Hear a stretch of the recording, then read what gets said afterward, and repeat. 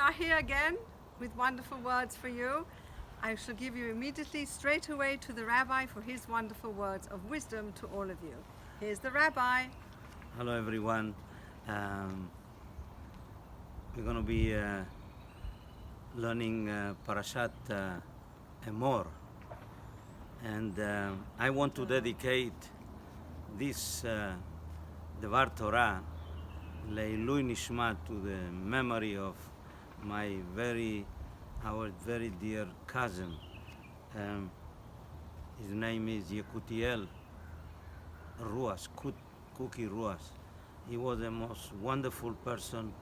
There was nobody in the family who got closer to him and never got something from him as a kindness or in action or in words, but he was always a unique person that all of us miss in our family.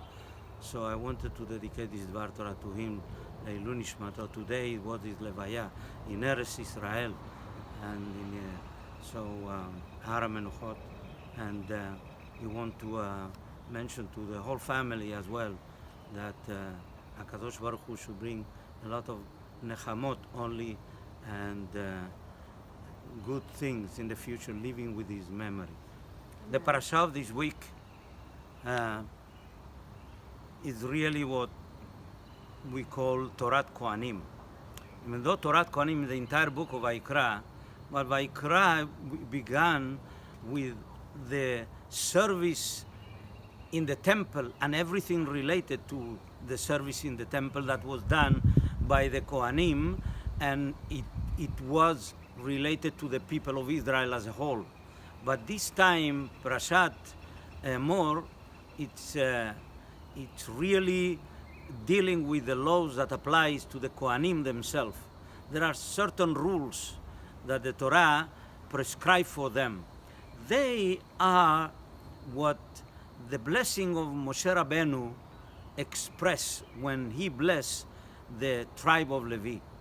And he said that Yoru mishpatecha liYaakov v'toratecha leYisrael, that they were the teachers and the guide to the children of Israel to learn the laws and the mitzvot, the commandment and the mishpatim, which is the judgment, all the laws that apply to be a Jew, that apply to the Jewish people.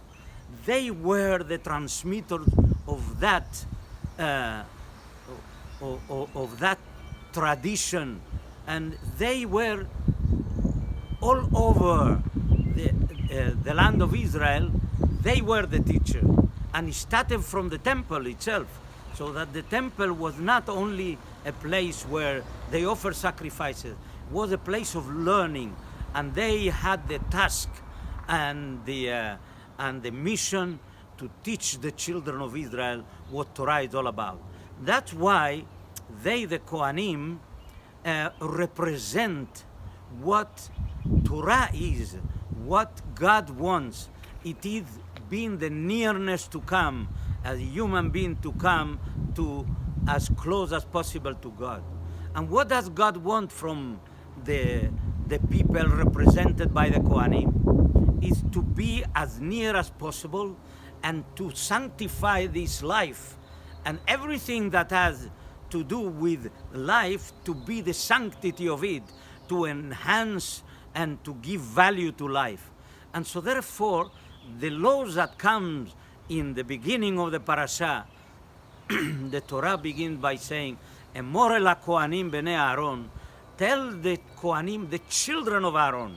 Why? Because representation of Torah is, when it comes, it was given to be to the teacher, somebody who embodies what Aaron represented. Aaron represented peaceful coexistence, represented what it is peaceful. That's why Torah, we call it Derachea, its ways, Darchei Noam v'chol netivotei shalom. They are ways of pleasantness, has everything to do with peace. That's what it is to be a Ben Torah, somebody who appreciates values and practice the Torah. And so the Torah begins by telling the Kohanim לנפש לא יטמע בעמיו, כי אם לשרו הקרוב אליו לאביו ולאמו. That means it's talking about this is when a Kohen that represents the people of Israel has this conflict of emotion that loses somebody, he said, you have to come to an understanding how in your behavior, how you can go out of that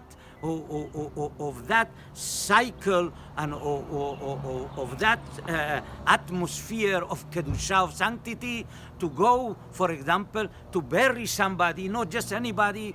The Kohen is not allowed to do that, but he can do it with his 7 relatives, which is mother, father, brother, sister, wife, son, daughter. Those are the 7 relatives, but not to anybody else, because the Torah and Judaism, it's the most important thing to reflect on life. Life is sacred in every way, in every form that it is. And so the Torah emphasizes that because you can't help it, when you have those relatives that you are connected so emotionally, then you can go for a moment and therefore sitting Shiva, you can spend the time and to be in mourning for them.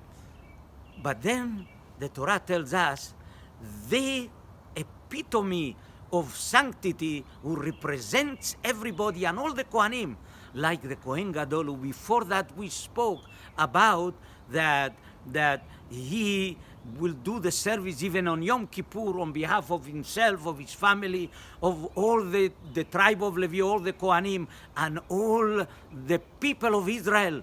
That symbolizes the connection between him, because he is his job and his mission is being in the Bet HaMikdash and to be so near to God.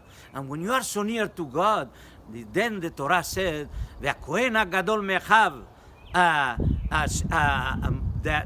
the Kohen Gadol, the high priest, who is the greatest of all the brothers, when he is in that sanctity, he said, he should not, lenefesh lo yitama, he cannot go out of the Bet HaMikdash even to mourn for those. Why? Because God, the Torah says that when you are so near to God and your mission is to be near to God, then even that, it trumps and overrules that.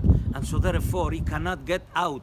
The only time that he can go and out of his kedusha, of his sanctity, and to be able to defile himself with a dead body is only with a mitzvah. If he finds somebody dead somewhere and there is nobody to do the ritual, that God says he has to go out of his kedusha to be able to do the mitzvah, to bury somebody. But otherwise, what the Torah is all about is about life, and about you and sanctify life, and how you are concerned about life itself and giving life to other people and preserving the life. And so Shabbat Shalom.